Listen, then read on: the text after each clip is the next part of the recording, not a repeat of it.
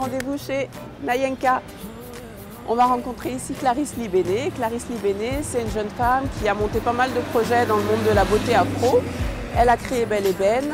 Elle a aussi travaillé sur la Natural Hair Academy. Et aujourd'hui, on va échanger avec elle sur le marché de la beauté afro en France. C'est parti!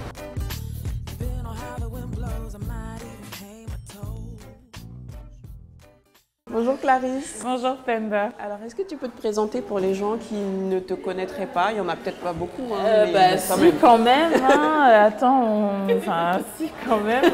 Donc, je m'appelle Clarisse Libéné. En fait, je suis une spécialiste du marketing ethnique, on va dire. Et j'ai travaillé dans plein de domaines, mais surtout dans le domaine de la beauté noire qui est ma passion. Voilà. Ok. Donc il y a 5 ans à peu près, je crois, tu as créé le site Belle Ébène. Exact. Pourquoi avoir créé ce site? Quelle était l'initiative derrière? Les raisons? Les raisons, c'est quelque chose qui me passionne. J'ai fait mon mémoire de fin d'études dessus. Et bien avant ça, 2 ans avant, j'avais créé un blog qui s'appelait déjà Belle Ébène. Et Belle Ébène, c'était vraiment mon espace d'expression sur toutes les thématiques qui me paraissaient, qui me touchaient personnellement. Et Belle Ébène, pourquoi? Tout simplement parce que je voulais que ce soit un truc où les femmes noires se sentent bien. D'accord. Où elles se sentent valorisées. Je voulais que ce soit un espace où on lève le voile et on peut être soi-même. On peut discuter de problématiques qui nous semblent intéressantes, pertinentes et qui sont les nôtres.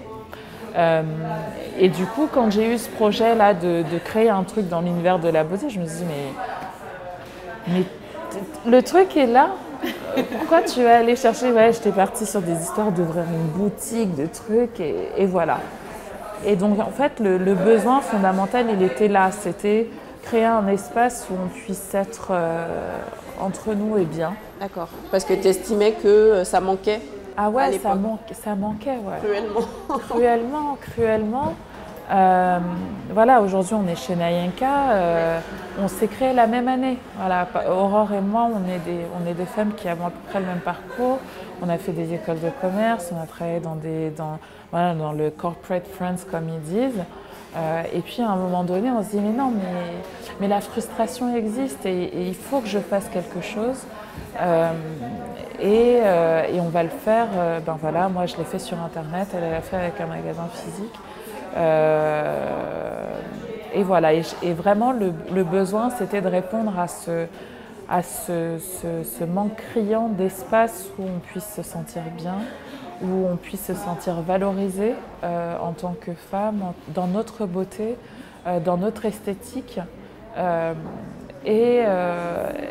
Et voilà, moi, ma spécialité, c'était le cheveu, parce que j'en ai fait ma spécialité, parce que c'était un moment aussi où je revenais au naturel, où j'ai vu en fait en quoi le capillaire était quelque chose qui cristallisait beaucoup de ces problématiques en fait, de l'entrée sur le marché du travail, de l'école, de notre relation aux hommes, de notre relation en tant que mère, en tant que femme, en tant que fille aussi avec nos parents. C'est un moment où c'est un carrefour quand on passe au naturel où tout est remis en question dans nos vies finalement et où on doit faire une espèce de statement comme ça où on dit je suis moi et acceptez-moi et j'assume. Et à tous les niveaux et je voulais vraiment accompagner les femmes dans ce cheminement-là.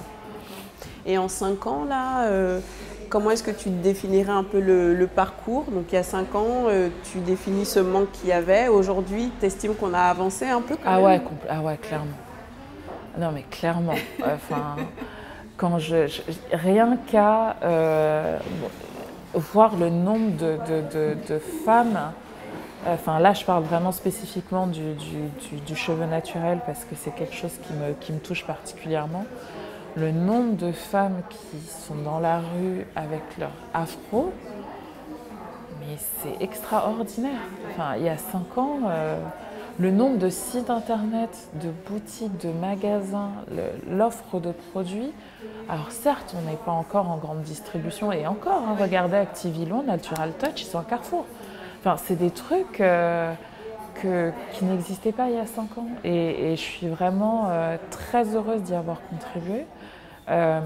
Et oui, je vois une évolution et qui va dans le bon sens. Alors certes, il y a toujours des choses sur lesquelles on doit travailler. Voilà, je parle de la grande distribution, pour moi c'est un gros cheval de bataille. Le conseil aussi et la professionnalisation de ce métier et voilà, un peu essayer de cadrer les choses. Voilà, c'est une des raisons aussi pour lesquelles je suis rentrée chez Dioda parce qu'il y a ça qui sous-tend cette société. Voilà, je pense qu'il y a beaucoup de choses à faire, mais on est sur le bon rail. On est sur le bon rail. Alors, bon, d'après ton analyse, effectivement, il y a une progression immense. Ouais. Pour autant, moi, j'ai l'impression qu'il y a encore plein de choses qu'on n'arrive pas à trouver ici. Ouais. J'arrive pas à comprendre pourquoi des marques qu'on voit aux États-Unis ou même à Londres, parce que moi, j'habite à Londres. Ouais. Et ici, ben, il n'y a pas. Pourquoi? Alors, parce qu'en fait, en France, on est un pays qui est très réglementé en termes de normes cosmétiques. En France, on ne peut pas vendre des cosmétiques n'importe comment. Un flacon, il doit contenir un certain nombre de... Voilà, je prends le Pink Paradise des Secrets de Loli. Voilà, sur le flacon, je dois avoir comment l'appliquer, je dois avoir la composition claire. C'est ce qu'on appelle l'INCI, donc c'est des termes en latin voilà, qui donnent la composition claire. Les marques doivent faire un certain nombre de démarches vis-à-vis des autorités sanitaires pour des questions de sécurité.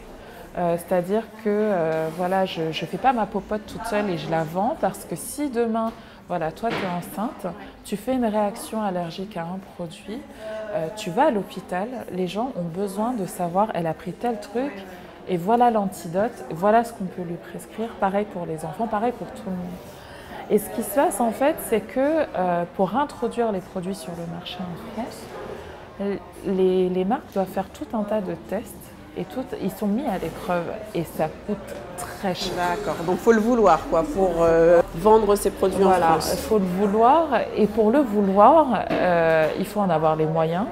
Et quand bien même on en a les moyens, on en aurait les moyens, il faut que ce soit justifié économiquement. Et ce qui se passe, c'est que des marques, je vais prendre le cas de Shea Moisture qui vient de rentrer chez Boots, toi qui es à Londres, tu as dû le remarquer. Shea Moisture, je les ai approchés en 2010. Avant de pouvoir avoir leurs produits, j'ai attendu 2 ans. Ouais, 1 an et demi. Presque 2 ans. Et pareil, ils étaient dans le processus de mettre leurs produits aux normes. D'accord, donc tu ne pouvais pas les vendre tant que ces procédures, ces tests n'étaient pas non, je ne pouvais réalisés. pas. D'accord, ok. Je ne pouvais pas. Je ne pouvais pas et donc il y a certaines lignes qui s'étaient faites, donc j'ai pu les introduire et d'autres, on me demandait mais pourquoi vous vendez pas la gamme noire, la gamme je sais pas quoi, la gamme truc. Je dis mais je vais pas prendre moi le risque de vous vendre des trucs que vous allez mettre sur la tête de vos enfants. Il y a un problème, on fait quoi? Donc c'est ça le problème. C'est quand même étonnant parce que oui, tu parles de Carol's Daughter, ce sont des marques quand même qui sont implantées aux États-Unis et pareil, qui ont Deuxième raison, le business. La France, c'est pas les États-Unis, hein. C'est un État des États-Unis. Quand on parle d'une marque a besoin de volume, elle a besoin d'une certaine échelle pour justifier de certains investissements. Vraiment, je te parle de ça parce que mettre aux normes ça, faire la traduction, truquer les étiquettes, aller voir changer ton process de fabrication pour passer à l'international, tu dois avoir un certain volume et la France, d'autant plus que ce que je dis pas, c'est qu'il faut que tes étiquettes soient en français en France, il faut qu'elles soient en espagnol en Espagne, il faut qu'elles soient en italien en Italie. Donc les mecs ils disent ouais non l'Europe là c'est bon, vous nous fatiguez avec vos trucs. Donc à la limite, c'est toi qui allais te battre pour les convaincre de venir en France. C'est l'histoire de Belle Ébène, ouais. C'est l'histoire de Belle Ébène et c'est l'histoire de Diouda aussi. Et c'est l'histoire de toutes les personnes qui ont essayé à un moment d'apporter du neuf sur le marché de la beauté noire. Parce que tu te dis, donc en fait, c'est ce que les clientes ont besoin de comprendre, c'est que nous, on est vraiment le cul entre deux chaises, entre les clientes à qui on dit, mais voilà, aujourd'hui, là, c'est pas ça qu'il faut utiliser, il y a des trucs, elles sont là, elles nous disent, ouais, donc il faut qu'on les convainque d'acheter ce qu'on leur propose, et de l'autre côté, il faut qu'on convainque les marques de nous confier leurs produits. Et cet équilibre-là, faut en avoir les moyens, hein, parce que t'attends de ce côté-là, t'attends de l'autre, et en attendant, tu fais quoi? Tu manges comment? Mais c'est étonnant quand même, parce que finalement, il y a quand même un marché en France, il y a quand même on est nombreuses, on a des besoins, on a envie, on a du budget pour acheter. Mais on est l'équivalent de quoi? De Miami? En termes de population noire? Miami, New York peut-être? Je sais pas. Tu vois ce que je veux dire? C'est peanuts pour un marché américain ou anglais. Vraiment, c'est épisodique. Après, ils se disent, là où ça change, c'est que le marché américain est arrivé à saturation et qu'ils cherchent des relais de croissance. Ils cherchent des relais de croissance et on est une étape transitoire vers l'Afrique. Parce qu'ils savent que, en nous parlant à nous, ils parleront à l'africaine aussi. Et que voilà, tout le monde a en ligne de mire l'Afrique, et que nous, j'insiste là-dessus, on est une étape transitoire. D'accord. Et aujourd'hui, alors chez Diouda, quel est ton rôle Oh là là. Qu'est-ce que tu as envie de développer chez eux? Diouda, c'est déjà vraiment le pionnier en termes de distribution et dans la vente à distance de produits cosmétiques pour les femmes noires et métissées. Et aujourd'hui, on se rend bien compte que voilà, on est en France dans un marché où je te parlais tout à l'heure de cette problématique d'arriver à... Les Américains, ils disent scale. Donc c'est arriver à monter en puissance, à rendre son business profitable et répétable. Voilà. Voilà, moi, je suis là pour les accompagner dans cette transition-là. Qu'est-ce qu'on va faire et comment on transforme, la société et comment on transforme notre manière de faire pour répondre aux exigences de la cliente noire et métissée aujourd'hui. Voilà. Et où est-ce que tu achètes tes produits, toi, pour tes cheveux ou le maquillage tu vas où? Je vais nulle part. je vais nulle part. Donc, pour la petite histoire, pour mes cheveux, moi, je teste plein de choses. Donc, en fait, j'appelle la marque, je dis bon, j'aimerais bien référencer vos trucs et tout, ça m'a l'air top. Ou je vais commander sur le site internet, toujours dans une optique de me dire, voilà, je vais peut-être les référencer. Donc j'achète directement à la marque. En termes de magasins où j'aime bien faire du shopping, c'est vrai qu'en fait, moi, je me maquille pas beaucoup. Donc mes shopping beauté, je suis très utilitariste, je vais chez Sephora, je prends un truc, voilà. Pratique, il y en a juste à côté de chez moi, j'ai pas besoin de me déplacer, machin. Maintenant le truc c'est que j'ai découvert tout un tas de produits là depuis que je suis chez Diouda, en particulier pour le visage et tout, parce que j'étais très black up moi avant et en fait, tout le monde me dit « t'as pas besoin de fond de teint, t'as pas besoin de fond de teint ». Donc c'est vrai, sauf que j'arrivais jamais à avoir un teint uni et tout. Et donc maintenant, j'utilise la bébé crème Iman et tout va bien. C'est le produit pour moi en fait. Je fais ça, voilà. Et donc je la prends chez Duda, je ne me prends pas trop la tête. Et après, pour tout ce qui est rouge à lèvres et tout, j'ai une palette avec des trucs. Enfin, je suis vraiment basique en fait, je ne me prends pas trop la tête par rapport à ça. J'ai la chance de ne pas trop en avoir besoin pour l'instant. Jusqu'à ce qu'un jour, on me dise « Oh, ouais, non, ouais, j'ai de la marge. » Voilà, donc pour l'instant, j'en profite. Mais quand tu as besoin de conseils, bon, tu t'y connais plutôt mieux que la moyenne, mais si jamais tu as une question. Conseils, on va dire pour les cheveux. Alors ça va faire un peu pompeux comme ça, mais j'envoie un mail à Felicia Leatherwood. Ah, genre. Excuse me. Genre. Direct. Voilà. Après, et pour les gens comme nous qui sommes. En fait, faut pas croire, mais elle répond à tous ses mails. Vous pouvez lui demander, elle vous répondra. Après, je vais chez le coiffeur, je vais chez Héritage. J'y allais quand j'étais défrisée. J'ai fait pas mal de trucs d'infidélité. À chaque fois, je revenais quand j'avais une catastrophe capillaire et tout. Et là, maintenant, c'est vrai que ça fait longtemps que je ne suis pas allée. Il faudrait peut-être que j'y aille d'ailleurs pour me couper les pointes, mais je vais chez le coiffeur en fait. Moi, je vais chez le coiffeur. Je considère que voilà, je donne plein de conseils sur mon blog. J'en donne plein pendant mes ateliers. J'en donne plein pour une démarche. Voilà, je suis à la maison. Qu'est-ce que je peux faire pour améliorer en fait le travail que le coiffeur fait déjà? Pour moi, je considère que ce que je fais, c'est vraiment de la complémentarité. Je ne peux pas aller... ils ont une expertise qui va bien au-delà de ce que je peux faire. Et surtout, ils ont un savoir-faire métier que moi, qui ne suis pas coiffeuse, je ne peux pas avoir. En revanche, ce qu'on peut faire chez nous pour faire en sorte que tous les efforts qu'il met en place ne soient pas ruinés quand on rentre à la maison, ça, c'est de mon domaine d'expertise. Et quand j'ai besoin de conseils, ouais, Felicia, je vais sur des blogs aussi, je vais sur YouTube pour trouver des idées de coiffure. Enfin, je suis comme tout le monde en fait. À part ton contact direct avec Felicia, tu es plutôt comme nous toutes. Dans 5 ans, pour toi, le marché de la beauté afro en France, tu vois comment un peu? Bonne question, je sais pas.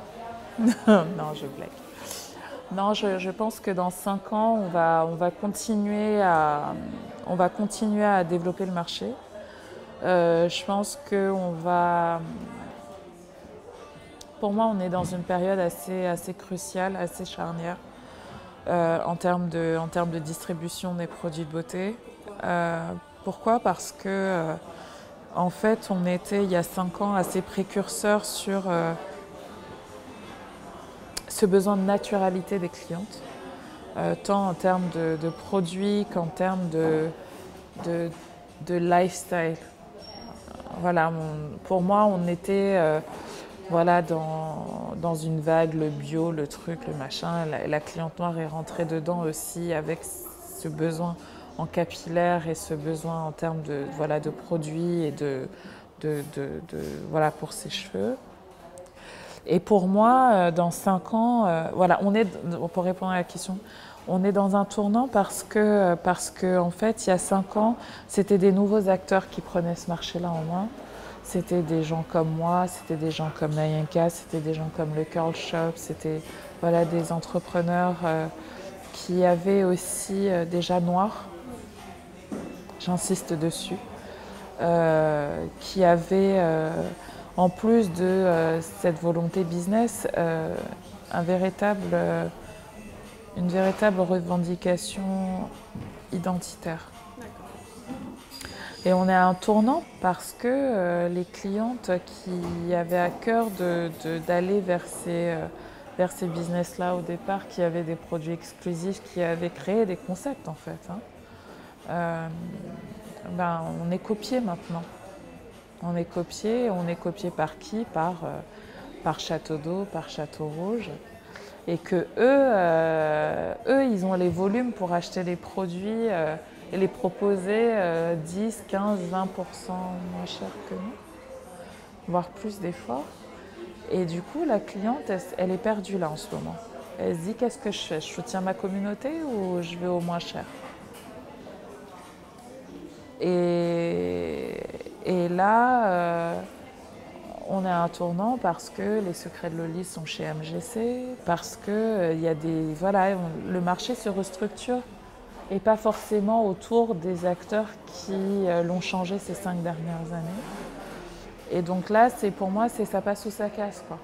C'est est-ce qu'on va vers un mouvement comme aux États-Unis où finalement les marques arriveront à s'imposer dans les circuits qui sont là où finalement les clientes les attendent. C'est-à-dire que toi, je suis sûre que si demain tu vas en parapharmacie et que tu trouves tous tes produits de beauté, tu ne te prends pas la tête, tu les achètes. On est d'accord. Si demain, peut-être pas à Carrefour, mais si demain tu vas à Sephora et que tu trouves tous tes produits de maquillage, tous tes teintes, je n'irai pas ailleurs. On est d'accord. Le tournant, il est là. C'est cette prise en compte-là de la part, je dis bien, des marques elles-mêmes. Est-ce qu'elles vont faire comme aux États-Unis, chercher à scale, à augmenter leur capital, investir pour avoir les moyens d'affronter la grande distribution. Et pour moi, le tournant dans 5 ans, je ne dis pas que je vois les choses, mais en tout cas, je pense que dans 5 ans, on aura des réponses. Est-ce qu'elles vont le faire? Est-ce qu'elles ne vont pas le faire? Et puis surtout, dans 5 ans, je vois surtout la montée en puissance des besoins des femmes africaines dans la problématique des marques. Parce que aujourd'hui, les marques qui se sont lancées ont pensé français, ont pensé États-Unis, ont pensé Occident, ont pensé CSP, panier moyen, tout ça. Mais que demain, quand tu veux être à Dakar... D'accord, la femme africaine en Afrique. En Afrique, ouais. Quand tu veux être à Dakar, quand tu veux être à Abidjan, quand tu veux être à Lagos, tu ne dois pas avoir les mêmes réflexes. Et est-ce qu'elles vont intégrer ça dans leur stratégie? Ça, pour moi, c'est une vraie question. C'est une vraie question. Et du coup, le fait de travailler... moi, j'étais très capillaire. Le fait de travailler pour Iman maintenant et d'observer ça de l'intérieur, c'est vraiment passionnant pour moi. Donc on verra bien. Là, je suis plus dans une phase d'observation et d'apprentissage, on va dire, que je suis vraiment dans de la stratégie et c'est très intéressant. On sent que tu es passionnée. Ouais, j'adore ça. Mais et puis dans 5 ans, j'ai envie de dire, peut-être qu'on ne sera pas à 39% de femmes qui sont naturelles, mais 50. 39% tant que ça, parce que c'est vrai qu'on dit beaucoup qu'effectivement il y a beaucoup plus de femmes qui portent leurs cheveux naturels. C'est vrai qu'on en voit, mais finalement moi j'ai l'impression à contrario de voir encore plus de jeunes filles qui portent des tissages, Enfin, moi, quand j'étais plus jeune, je ne suis pas bien vieille, mais quand j'étais plus jeune, quand j'étais au lycée, dans mon entourage, il n'y avait pas beaucoup de filles de notre âge qui portaient des tissages. On était plutôt avec nos cheveux, défrisés, mais avec nos cheveux. Et aujourd'hui, j'ai l'impression que toutes les petites jeunes, c'est faux sur faux, tissage sur tissage. Et en fait, il n'y a pas beaucoup de connaissances de leurs propres cheveux. Et j'ai l'impression que c'est finalement prédominant par rapport à la présence des filles qui sont naturelles. Je pense pas que ce soit qu'une impression. Bon, j'en parle très souvent de ce phénomène-là. Pour moi, c'est pas un... Concrètement, moi, quand j'étais au lycée, si j'avais eu... D'ailleurs, j'en ai fait des tissages au lycée. Moi, je me rappelle très bien. Je ne sais même pas pourquoi je parle dans l'hypothétique comme ça. Je me rappelle que j'avais un oncle qui allait aux États-Unis nous ramener les mèches bouclées déjà à l'époque, naturelles. J'avais ma tante coiffeuse qui me faisait mes tissages et tout. Waouh, comment t'as fait ça et tout. Si j'avais eu les moyens de faire ça tout le temps, je l'aurais fait. Pour moi, il y a quand on est à l'adolescence, c'est une période où on a besoin de modèles. On a besoin de modèles, on a besoin de s'identifier et pour forger son imaginaire et surtout son rapport à la beauté. Oui. Et force est de constater que les modèles, c'est Beyoncé, c'est Beyoncé, c'est Ciara, c'est Rihanna. Et donc, on ne peut pas s'étonner que les jeunes filles fassent des tissages et tout. Et c'est vrai que, moi, le chantier que je m'étais donné, c'était aider les femmes à céder quel que soit le choix de beauté qu'elles font. Et c'est vrai que, tu vois, chez Dioda, clairement, on vend beaucoup de mèches et tout. Et que ça m'inspire des idées parce qu'on a besoin de les accompagner pour que ce ne soit pas au détriment de leurs propres cheveux. Oui, c'est ça, parce qu'après, c'est très bien de faire des tissages de temps en temps, c'est joli, ça permet de changer et tout. Mais quand ça vient au détriment de l'entretien de ton propre cheveu et qu'en gros tu le laisses mourir, là... Voilà.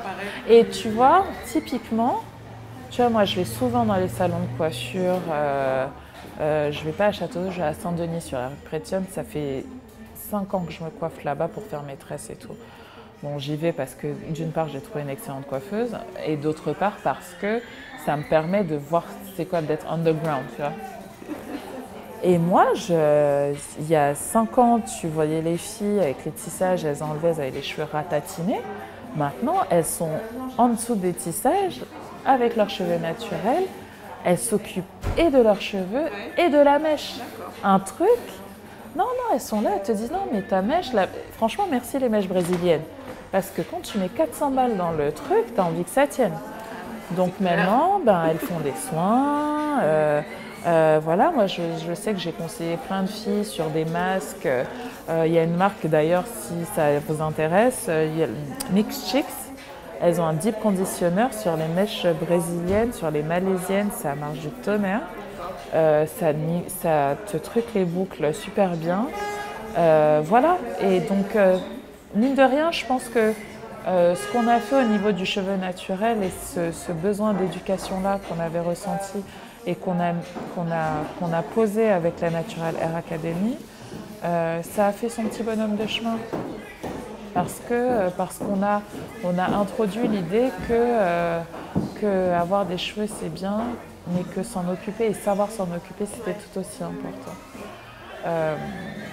Et du coup, moi je dis perruque, tu fais ce que tu veux. Fais ce que tu veux, sens-toi belle. Voilà. Moi je sais que dehors là c'est la guerre. Et que avoir les cheveux naturels c'est bien, mais ça paye pas les factures en fait. Oui. Tu vois, et si demain tu sens qu'en entretien, on te regarde bizarre, fais ce que tu as à faire. Ça paye pas les factures, l'afro. C'est le mot de la fin. C'est le mot de la fin. Merci beaucoup Clarisse. Merci Fenda, ça m'a fait vraiment plaisir. Félicitations à toi. À bientôt. Je t'en prie. Sometimes I shave my legs and sometimes I don't. Sometimes I comb my hair and sometimes I won't. Depending on how the wind blows, I might